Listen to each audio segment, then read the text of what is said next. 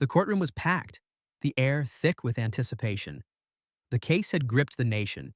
Billionaire businessman Richard Langley was on trial for the murder of his longtime business partner, James Carter. The prosecution had built a seemingly airtight case: surveillance footage, financial disputes, and a single witness: Langley's personal assistant, Amanda Reeves. Amanda, a nervous woman in her late 20s, had testified that she saw Langley enter Carter's office on the night of the murder and heard shouting. Minutes later, she claimed Langley stormed out, his hands trembling. Moments after that, Carter's lifeless body was discovered, a single gunshot wound to the chest. The prosecution rested their case, and now it was time for the defense attorney, the formidable Jonathan Pierce, to cross-examine Amanda.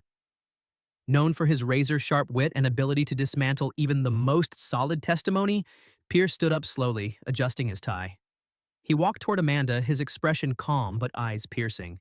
"Miss Reeves," he began, his voice smooth yet commanding, "you stated under oath that you saw my client enter Mr. Carter's office at precisely 9:15 p.m. Is that correct?" Amanda nodded. "Yes, sir." "And you claim that you heard arguing between them?" "Yes." Pierce took a slow step forward. "Miss Reeves, I just have one question for you." He paused, letting the tension build. The entire courtroom leaned in. "Why did you call 911 at 9:10 p.m., 5 minutes before my client allegedly even entered the office?" A stunned silence fell over the room. Amanda's face went pale. She opened her mouth, but no words came out. The judge raised an eyebrow, and the jurors exchanged shocked glances. Pierce continued, his voice now like a dagger. "You see, phone records show that you placed an emergency call at 9:10 p.m. reporting a shooting at Mr. Carter's office. Yet you just swore under oath that my client didn't enter the office until 9:15. So tell us, Miss Reeves, how did you know about the shooting before it happened?" Amanda's hands trembled. I, I don't. Her voice cracked, and sweat formed on her brow. The prosecutor's face had turned ashen. The judge leaned forward. "Miss Reeves, you are under oath. Answer the question."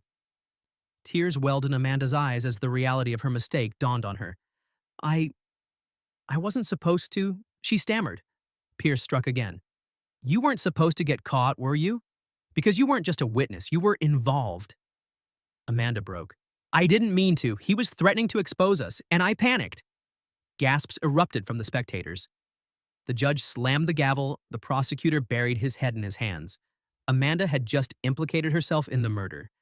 And just like that, with one question, Jonathan Pierce had turned the entire case on its head. Langley was innocent. The real killer had just confessed. The trial was over,